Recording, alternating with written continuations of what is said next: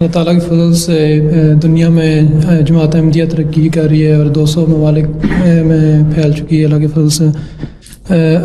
ہم واقفین نو کس طرح کا مائنڈ سیٹ رکھیں جماعت کو سرو کرنے کے لیے؟ اور میں نے اس سال میں خطبہ دیا تھا واقفین نو کی گائیڈنس کے لیے، اس کو دوبارہ سن لو۔ میرا خیال ہے بڑا کمپریہنسو اور کافی حد تک ایک ڈیٹیلڈ گائیڈ لائن دے دی تھی، ٹھیک ہے۔ ہمیں مشنریز بھی چاہیے، ہمیں جو ٹیچرز بھی چاہیے، ہمیں دوسرے فیلڈ میں لوگ بھی چاہیے، لیکن ایک چیز دیکھو، یاد رکھو، اللہ تعالیٰ نے قرآن کریم میں جب فرمایا نا کہ جب اس طرح ہوتا ہے اور حالات بدلتے ہیں، جب بلک میں یا مطلب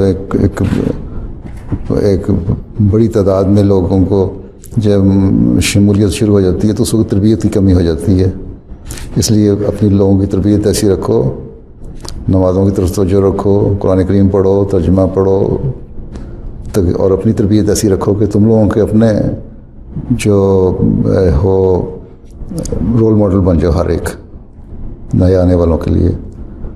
اس وقت اللہ تعالیٰ نے یہی کہا ہے نا، جب فرمایا راجا نصر اللہ والفتح ورایت الناس یدخلون فی دین اللہ افواجا فسبح بحمد ربک واستغفر۔ اللہ تعالیٰ کی تسبیح اور استغفار جو ہے وہ بھی شروع کرو،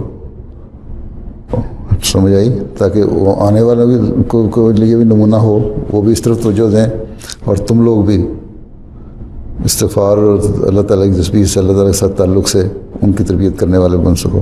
واقف نو کی زندگی، چاہے وہ انجینئر ہے، وہ ڈاکٹر ہے، ٹیچر ہے یا سائنٹسٹ ہے، ہر ایک اپنے اپنے سراؤنڈنگ میں، اپنے اپنے ماحول میں